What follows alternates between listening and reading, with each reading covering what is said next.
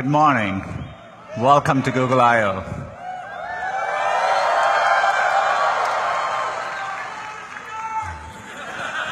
I love you guys too. Can't believe it's 1 year already. It's a beautiful day. We're being joined by over 7,000 people, and we are live streaming this, as always, to over 400 events in 85 countries. Last year was the 10th year since Google I/O started, and so we moved it closer to home at Shoreline, back where it all began. Seems to have gone well. I checked the Wikipedia entry from last year. There were some mentions of sunburn, so we have plenty of sunscreen all around. It's on us. Use it liberally. It's been a very busy year since last year, no different from my 13 years at Google.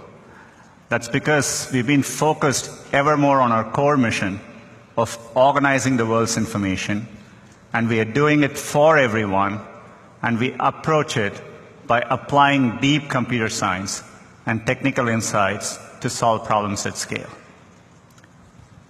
That approach has served us very, very well. This is what has allowed us to scale up 7 of our most important products and platforms to over 1 billion monthly active users each. And it's not just the scale at which these products are working. Users engage with them very heavily. YouTube not just has over 1 billion users, but every single day, users watch over 1 billion hours of videos on YouTube. Google Maps, every single day, users navigate over 1 billion kilometers with Google Maps. So the scale is inspiring to see, and there are other products approaching this scale. We launched Google Drive 5 years ago, and today it is over 800 million monthly active users. And every single week, there are over 3 billion objects uploaded to Google Drive. 2 years ago, at Google I/O, we launched Photos as a way to organize users' photos using machine learning. And today, we are over 500 million active users, and every single day, users upload 1.2 billion photos to Google. So the scale of these products are amazing, but they're all still working up their way towards Android, which I'm excited, as of this week, we crossed over 2 billion active devices of Android. As you can see, the robot is pretty happy too behind me. So it's a privilege to serve users at this scale. And this is all because of the growth of mobile and smartphones. But computing is evolving again. We spoke last year about this important shift in computing from a mobile-first to an AI-first approach. Mobile made us reimagine every product we were working on. We had to take into account that the user interaction model had fundamentally changed with multi-touch, location, identity, payments, and so on. Similarly, in an AI-first world, we are rethinking all our products and applying machine learning and AI to solve user problems. And we are doing this across every one of our products. So today, if you use Google Search, we rank differently using machine learning.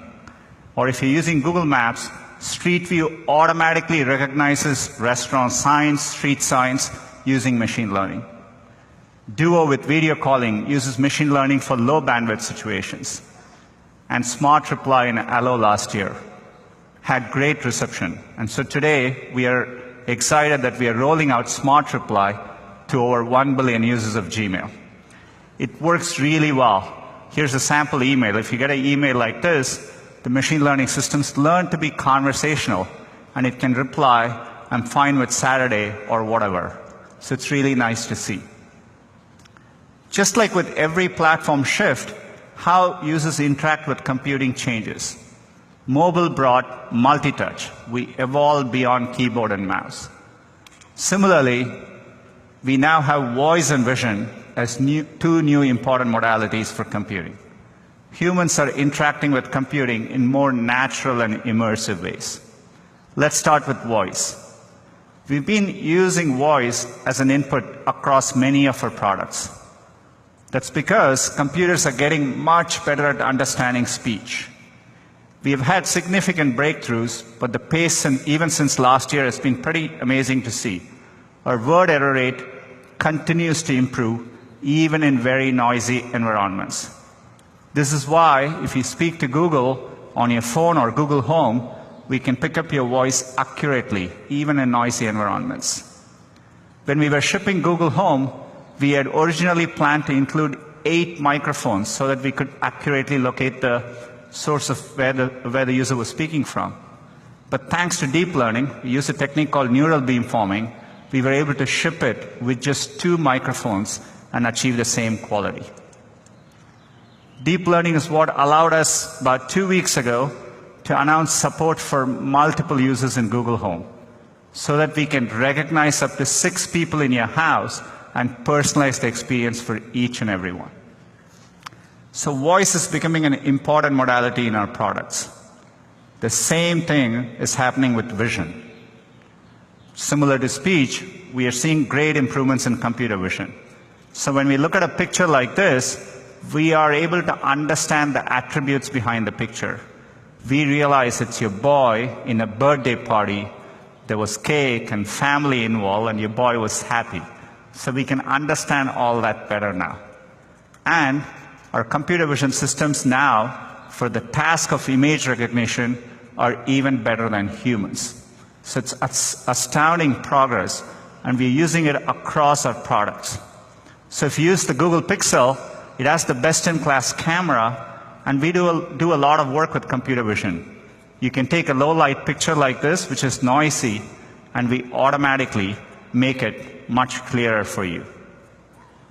Or coming very soon, if you take a picture of your daughter at a baseball game and there is something obstructing it, we can do the hard work, remove the obstruction, and have the picture of what matters to you in front of you. We are clearly at an inflection point with vision, and so today we are announcing a new initiative called Google Lens. Google Lens is a set of vision-based computing capabilities that can understand what you're looking at and help you take action based on that information. We'll ship it first in Google Assistant and Photos, and it'll come to other products. So how does it work?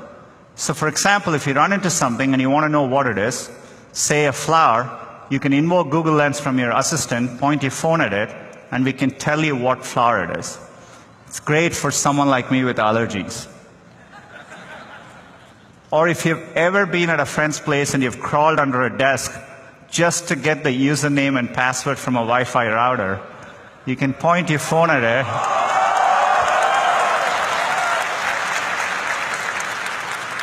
and we can automatically do the hard work for you. Or if you're walking in a street downtown and you see a set of restaurants across you, you can point your phone because we know where you are and we have our knowledge graph and we know what you're looking at. We can give you the right information in a meaningful way. As you can see, we are beginning to understand images and videos. All of Google was built because we started understanding text and web pages. So the fact that computers can understand images and videos has profound implications for our core mission. When we started working on search, we wanted to do it at scale. This is why we rethought our computational architecture. We designed our data centers from the ground up, and we put a lot of effort in them. Now that we are evolving for this machine learning and AI world, we are rethinking our computational architecture again. We are building what we think of as AI-first data centers. This is why last year we launched the tensor processing units. They're custom hardware for machine learning. They were about 15 to 30 times faster and 30 to 80 times more power efficient than CPUs and GPUs at that time. We use TPUs across all our products. Every time you do a search, every time you speak to Google. In fact, TPUs are what powered AlphaGo in its historic match against Laserdal. As you know, machine learning has two components: training, That is how we build a neural net. Training is very computationally intensive, and inference is what we do at real time, so that when you show it a picture, we recognize whether it's a dog or a cat and so on. Last year's TPU were optimized for inference.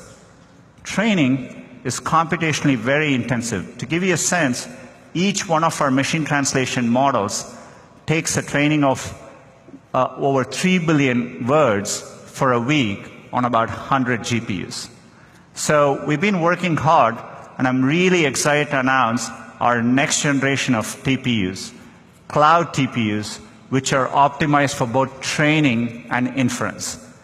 What you see behind me is one cloud TPU board. It has 4 chips in it, and each board is capable of 180 trillion floating point operations per second.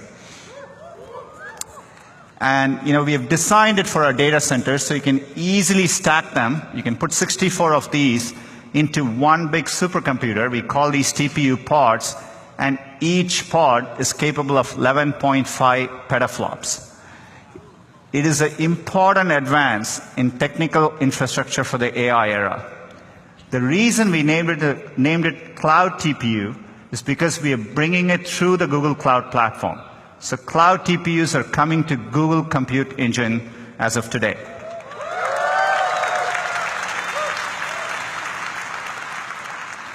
We want Google Cloud to be the best cloud for machine learning. And so we want to provide our customers with a wide range of hardware, be it CPUs, GPUs, including the great GPUs NVIDIA announced last week, and now cloud TPUs. So this lays the foundation for significant progress.